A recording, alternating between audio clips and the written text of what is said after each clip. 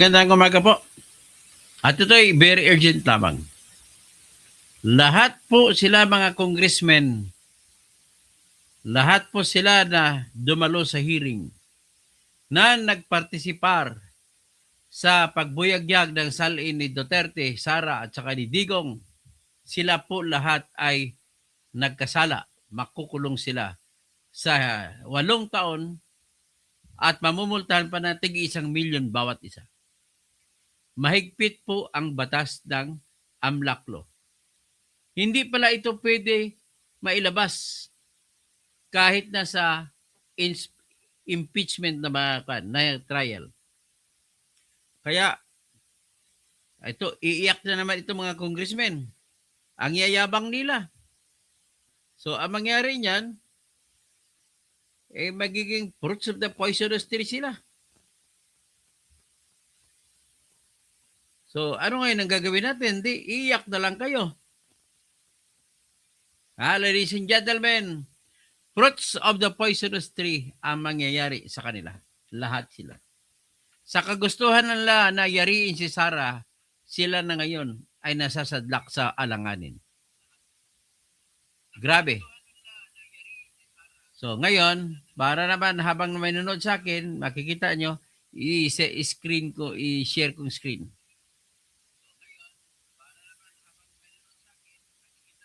Yan Bawal ipakita ang AMLAC records. Kulong lahat ng congressmen. Tig-1 milyon pang multa. Yan Tandaan nyo yan. Siguro maganda bago tayo ipatugtugin ko muna yung Lampas buwan na kanta na ginawa ko. Habang nag-antay ako ng audience.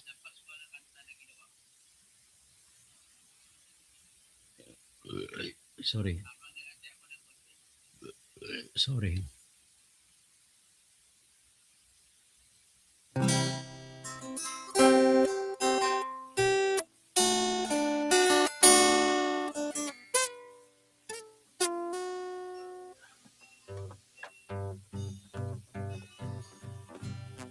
Si Saldi ko dapat wasakin kahit na siya'y bahagi. Siya kayong igigisa. Sana ay katayin na. Siya'y napakaraming nakaw. Lampas pa sa buwan. Pakinggan mga taong humihiya sa nakaw lampas buwan. Ayokong mabuhay ng malungkot. Si Sara Diskaya lang masaya. Marilyn Bundok, magandang umaga. Nagpakasasa hanggang sa pagtanda. Halina tayo'y umiga. Siya'y napakarami nakaw. Richard Chan, magandang umaga. Romel Bengson, naging pagkakasad.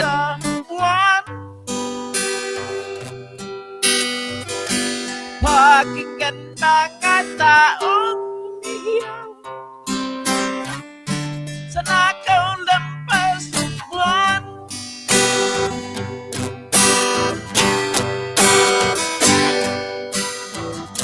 Siglo dito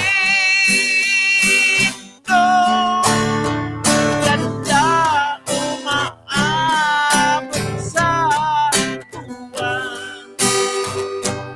Ang Pinoy na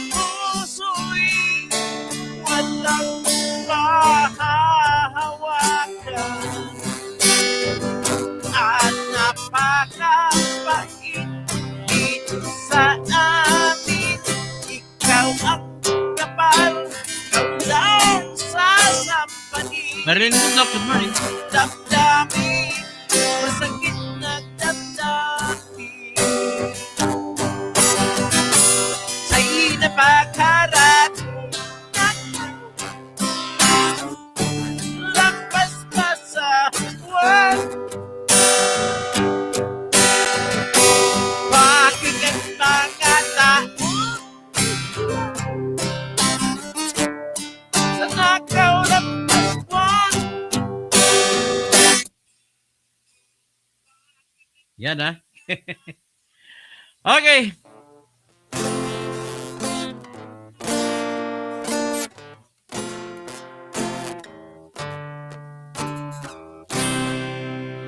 Bakit kaya? Bakit ka ba naghihintay? Nahimukin ba? Music muna ako ha. Pilitin pa ng tadhana. Alam mo na kung ano ang nagkagaganyan.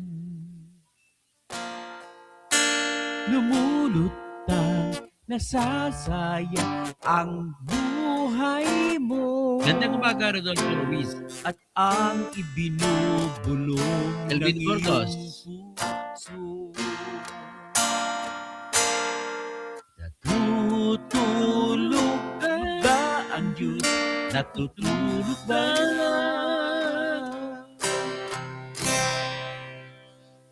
At ikaw ay kaagad sumusuko. Salamat, kamote.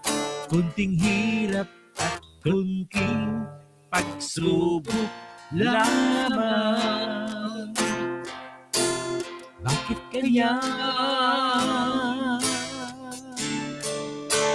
nasaan ang iyong laman? Naduduwa, mawawalan ng pag-asa at iniisip na natutulog ba? Natutulog ba ang Diyos? Natutulog ba?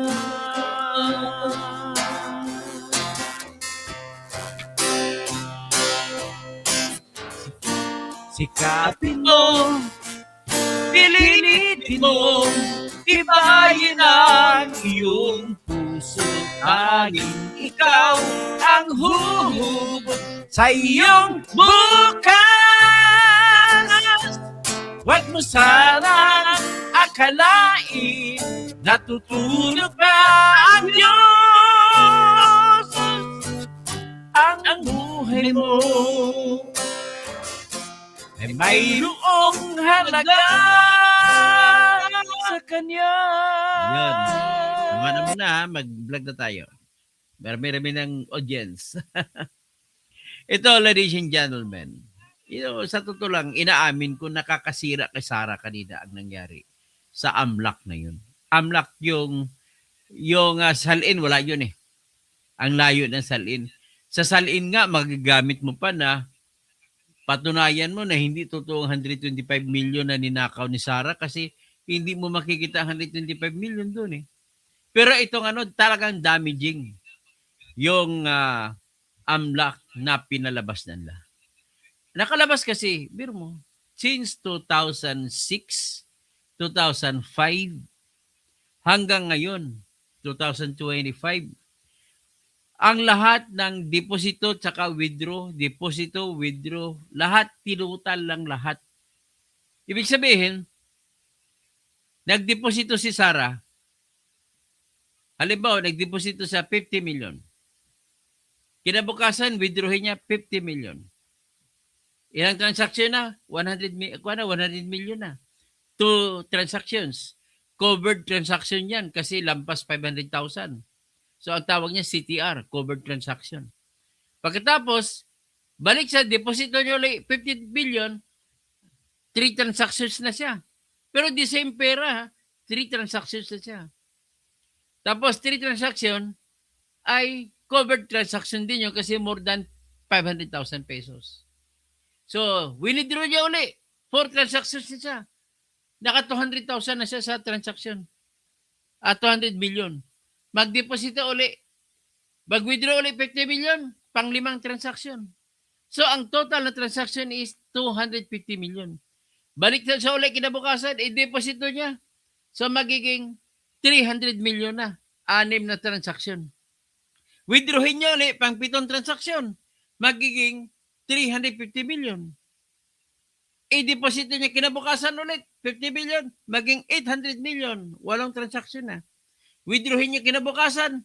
Magiging 450 pesos at million na transaction. Pero ang transaction niya, siyam pa lang.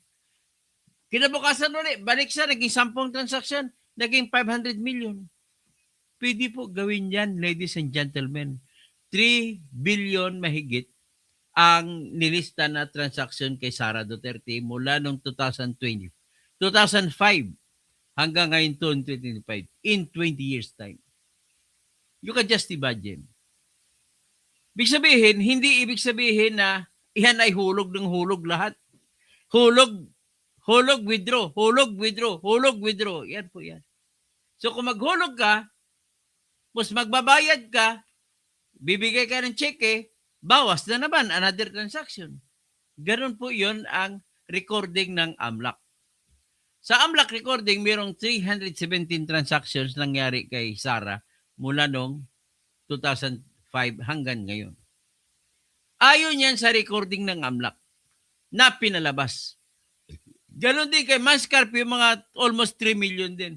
Kaya ang total sa kanila, mula 2005 hanggang sa 2025 ay naka 6 billion mahigit. Yan po ang resulta. Hindi ba nakakasira kay Sara yan? Kung totoo man yun, talaga sira-sira siya doon. So ngayon, ang problema, siyempre hindi mo rin makukuha na yun din ang total ng pera mo. Kasi gaya nito, mayroon akong 1 million na nakabangko. Bukas, deposito ko 100 million. So, ang total ko balance is 101 million. Kinabukasan, ang 100 million, withdrawing ko naman rin. Ang balance ko, 1 million. Pero dalawang transaction ako, 200 million ang halaga. Pangatlong araw, deposito ko, magiging 150 million, 300 million ang transaction ko. Pero 3 transaction lang. Tapos, sunod na araw, pang-apat, withdrawing ko ulit, naka 400 million ako. Ganun lang ho, kasi siyempre, ano lang yan, ibig sabihin, pwede po mangyari na ganun kung gusto mo, halimbawa, uutang ka. Gusto mo pataas ng credit line mo para pautangin ka ng bangko na mas malaki. So, meron kang bangko na isa BPI, ang isa BDO. So, ang gagawin mo, parang ini-insider trading mo yung BDO mo.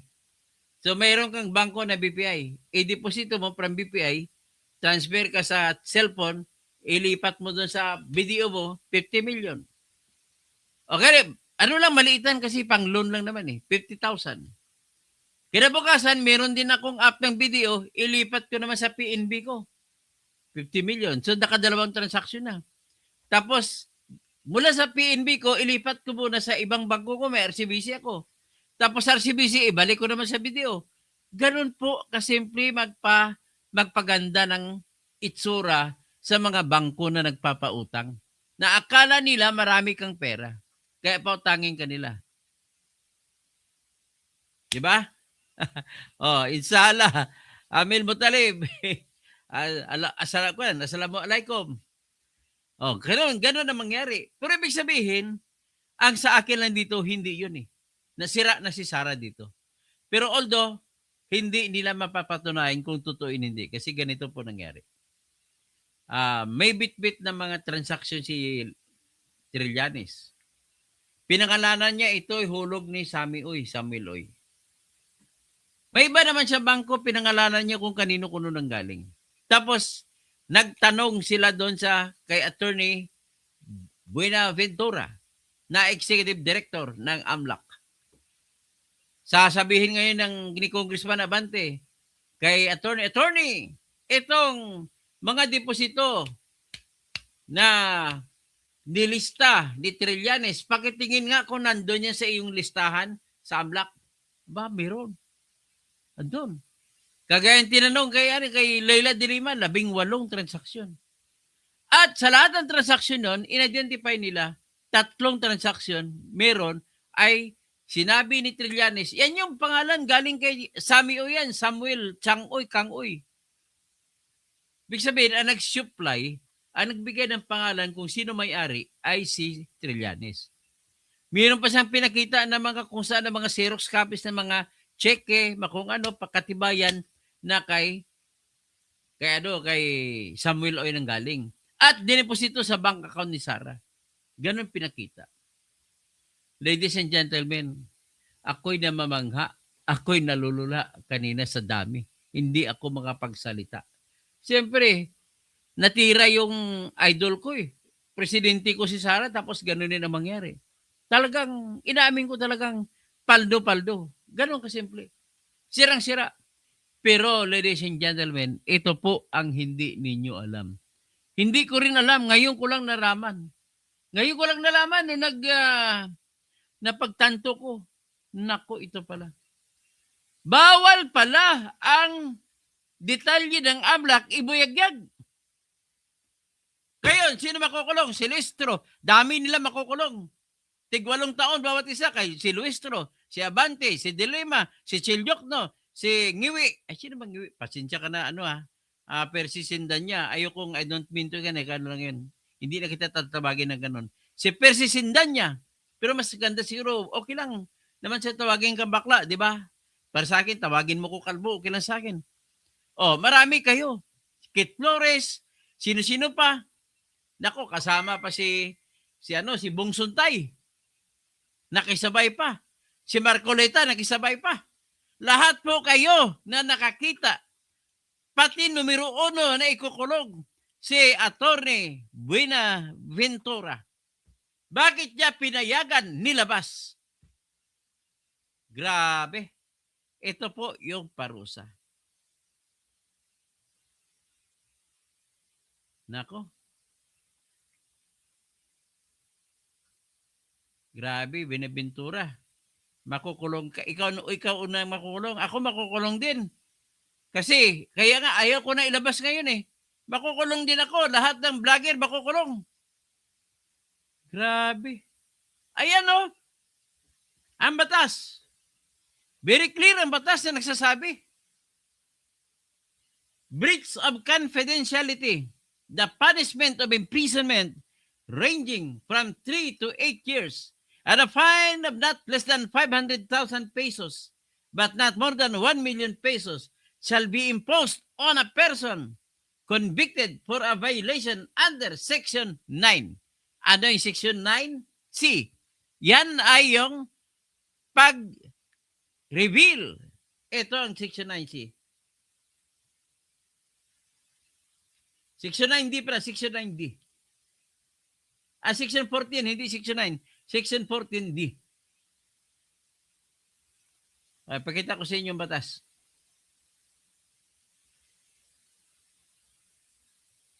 Ay, nako. Delikado tayo mga ladies and gentlemen.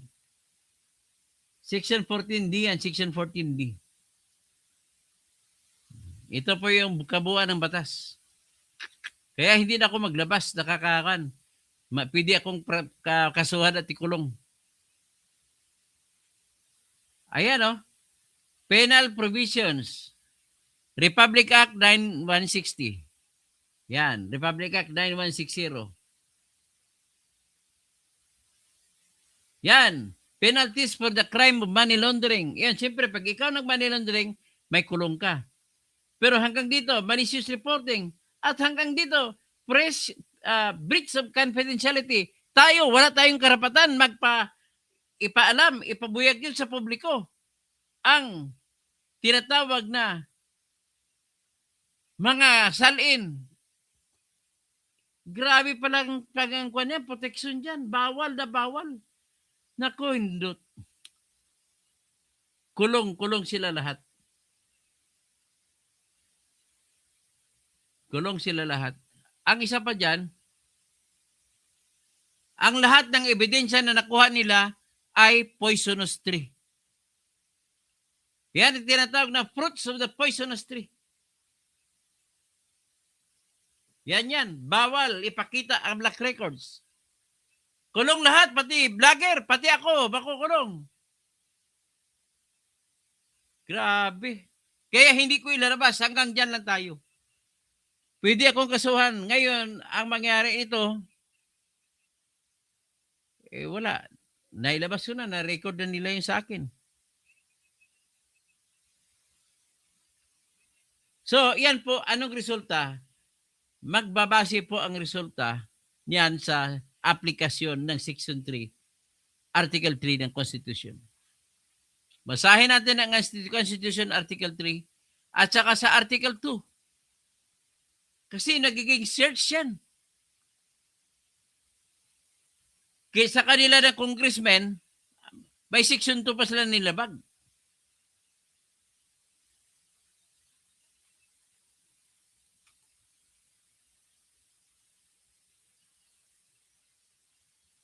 Yan ang problema natin sa ngayon.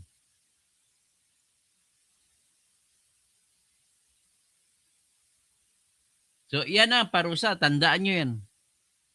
Nako. Ito pong batas. Section 3, rule na yun. The privacy, the right to privacy. Ayan, oh. The privacy of communication and correspondence shall be inviolable except upon lawful order of the court. Talagang korte lang ang makapag-utos. At sinabi pa, any evidence obtained in violation of this or the preceding section, kahit yung sa search law, shall be inadmissible for any purpose in any proceeding. Hindi magagamit na ebidensya. Yan ang utos ng ating konstitusyon. So kung hindi magamit na ebidensya, ang amlak nila kay Sara, wala na. Patay kang bata ka. Makukulong pa sila ni Luistro.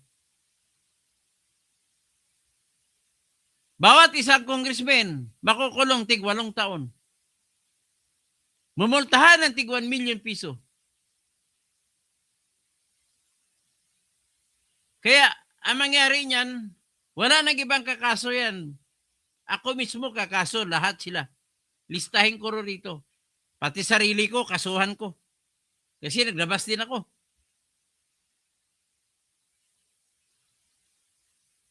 Aminin ko sa piskal, ako nagkamali din.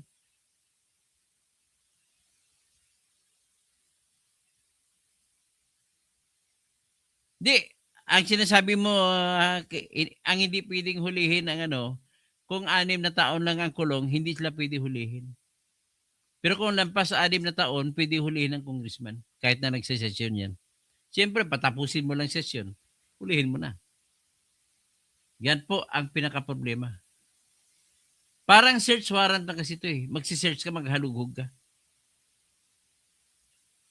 Alam niyo ba, yung proseso sa AMLAC bakit hindi ba ninyo natanong sa sarili ninyo? Bakit Court of Appeals lamang ang binigyan ng kapangyarihan na hahawak sa lahat ng kasong AMLAC?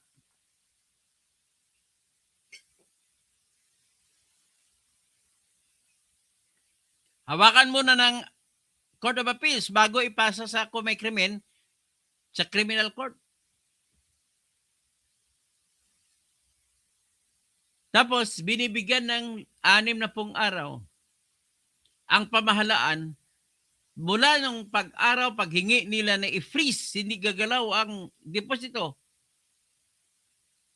Pagdating ng 60 araw ay automatic tanggal yan.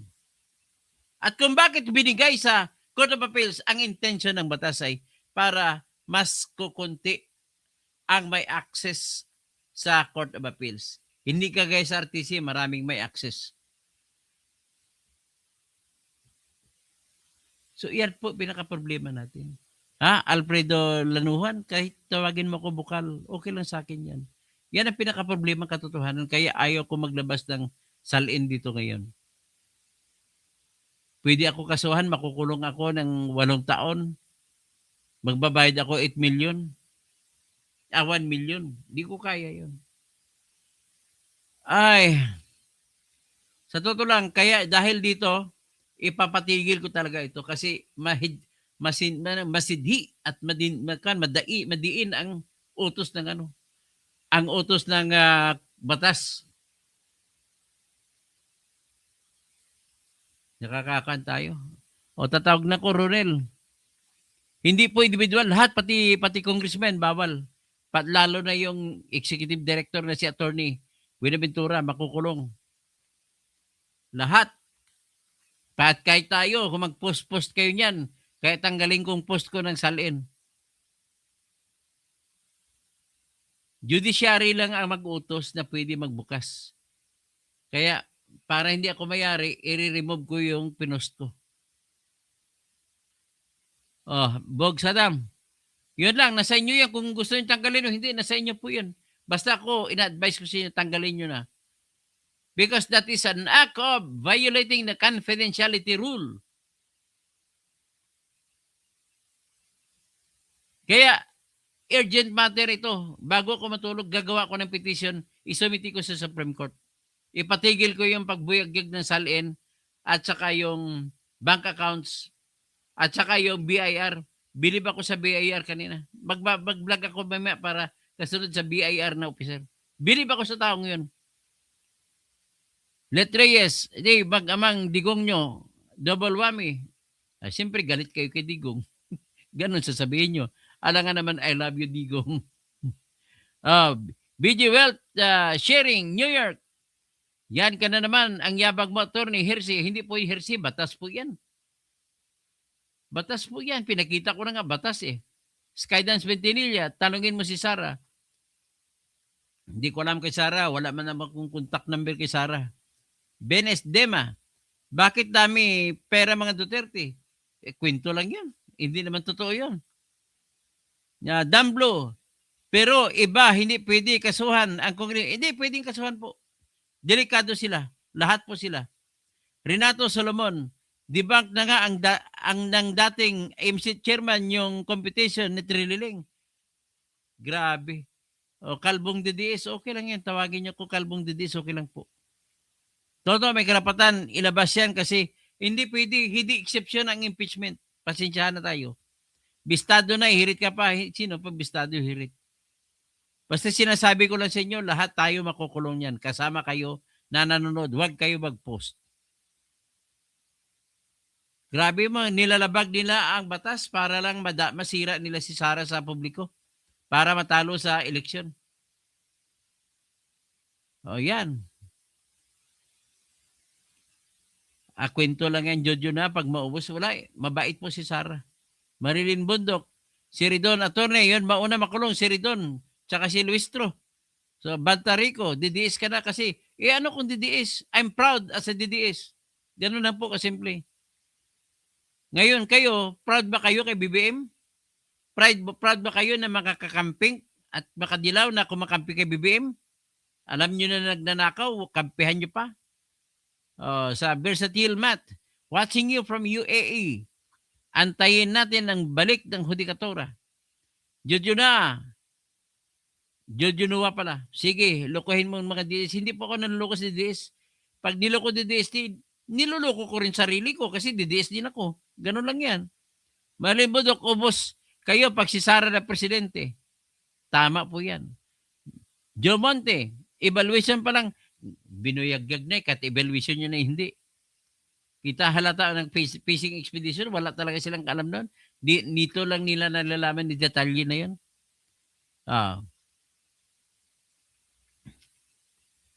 Ano na yan? Okay. Si Elvin Burgos, ano ibig sabihin? Fake attorney. Baka attorney recto ang gago. Sa recto street kasi mga fake eh. So, Bugsadam, Yansig, Yari, Singiwi, Renato Solomon, si Manuel Go, Money Laundering, Elvin Burgos, Hi, Os Down Under, ang mga tunay na magnanakaw, ang mga tumanggap ng maleta. Tama po kayo. Jojo Noah, Amil Mutalib, Amil Mutalib, Atalib, Elvin Burgos, Hichel, Total yan, pumasok na, lumabas sa loob. Okay, tapos si Sara Lustay, Elvin Burgos. Yun, siyempre, kayo mga anti-DDS, ay tuwang-tuwa kayo. Kami naman mga DDS, siyempre lungkot kami, ganun lang kasimple po. Lungkot kami, pero I'll do my best. Pagtapos po nito, iba-vlog ko lang muna si attorney, yung attorney na BIR, na saludo ako doon. Tumayo talaga, tumimbig talaga siya, tumindig. Naimbag grabe, naimbag ang mga nga bigat. Attorney Kausing watching from Kuwait, so si Richard Chan. Ayan, Marilyn Bundok, hanggang dyan lang muna tayo. At i-vlog ko pa kaya siguro yung yung para example ba? Sample. Yung ginawa na